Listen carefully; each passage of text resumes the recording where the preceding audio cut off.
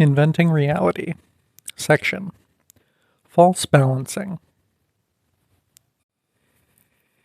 In accordance with the canons of good journalism, reporters are supposed to balance their stories, tapping competing sources to get both sides of an issue.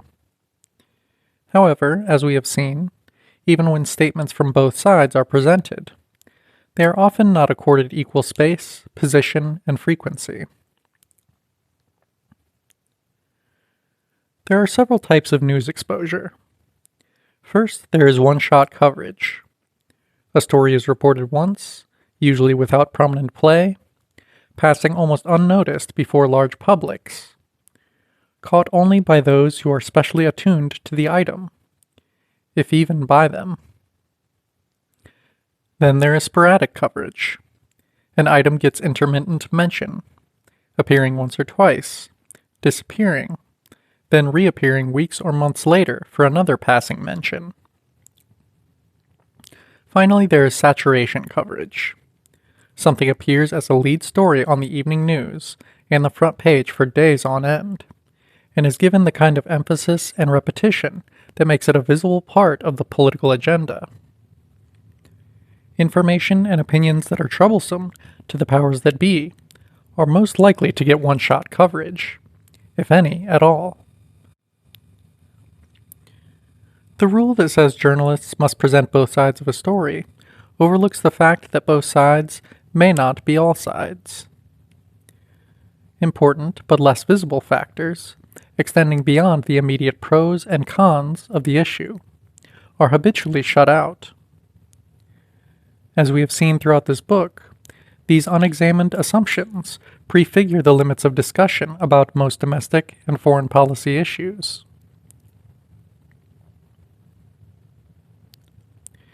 Even the insufficient rule of getting, quote, both sides often falls by the wayside. As noted in earlier pages, on almost any issue, official sources are heavily favored over sources that are critical of the official view.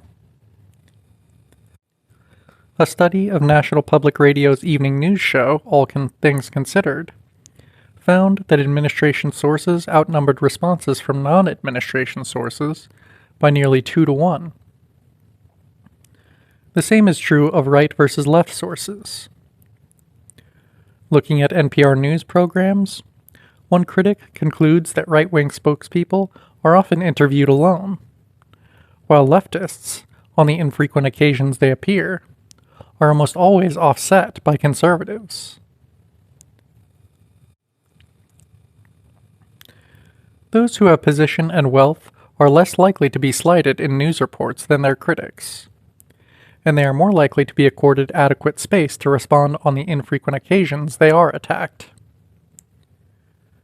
The media are less energetic in their search for a competing viewpoint, if it must be elicited from labor leaders, environmentalists, feminists, peace and disarmament advocates, communists, civil rights supporters, Black or Latino protesters, Third World insurgents, American supporters of Third World insurgents, the poor, and the oppressed.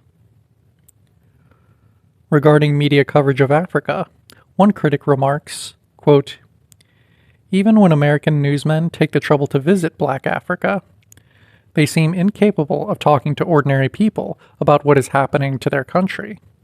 End quote. For instance, Time and Newsweek articles on the independence struggle in Namibia concentrated on the concerns of South African military commanders and officials in Pretoria, Geneva, and Washington, offering no statements from the Namibian revolutionaries or any other independence-minded Namibians. Subsection: Inevitable Sources. My wife and I are throwing an unusual surprise party for a journalist friend of ours this month. We're inviting every single unidentified, quote, source whose opinions appeared in a single day's edition of the New York Times, the New York Post, and the San Francisco Chronicle. We'll be catering for 85. The business community will be represented by such figures as a trading manager for a Persian Gulf oil company, a spokesman for Merrill Lynch, a shipping source, an industry source, and one video dealer. From the political community, we will have a Western diplomat, a top agency official, a Politburo member, and several senior administration officials. They will be sitting at the same table as a court spokesman, a former radical, 2 presidential spokesmen, and an administration realist. We can't wait to find out who he is. Most of our guests will be the rich and the powerful, or those who do their bidding.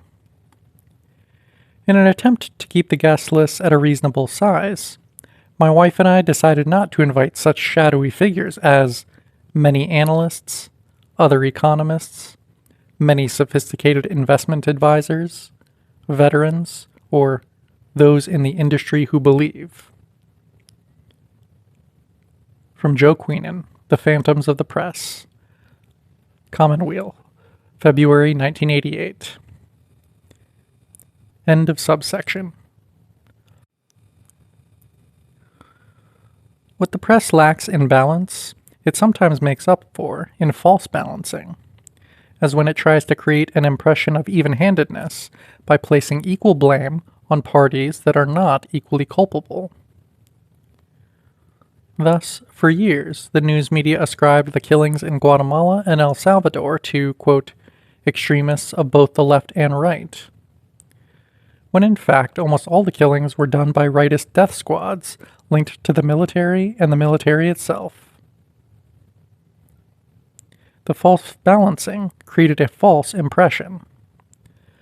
A massive state terrorism against popular organizations was reduced to a gang war between leftist and rightist outlaws.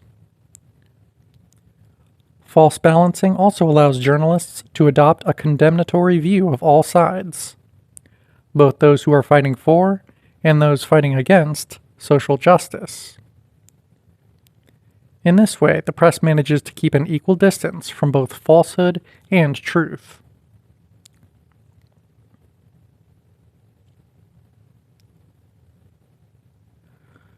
Another way to stack the deck with false balancing is to employ a double standard in interviews. For instance, ABC's Nightline host Ted Koppel, friend and admirer of conservatives like George Will and Henry Kissinger, has gained a reputation for asking probing inquiries. But he challenges viewpoints that veer somewhat leftward far more vigorously than those that stay snugly mainstream. Hostile probes can sometimes give a respondent the opportunity to offer clarifying arguments, assuming the person is up to the task and is allowed enough time. But the overall impression left by an antagonistic interview is that there is something highly questionable about the interviewee. Conversely, the effect of a friendly interview is to send a cue to the audience that the respondent is to be trusted and believed. Koppel is especially non-confrontational, almost deferential, when interviewing his friend, quote, Dr. Kissinger, and other notables from the national security establishment.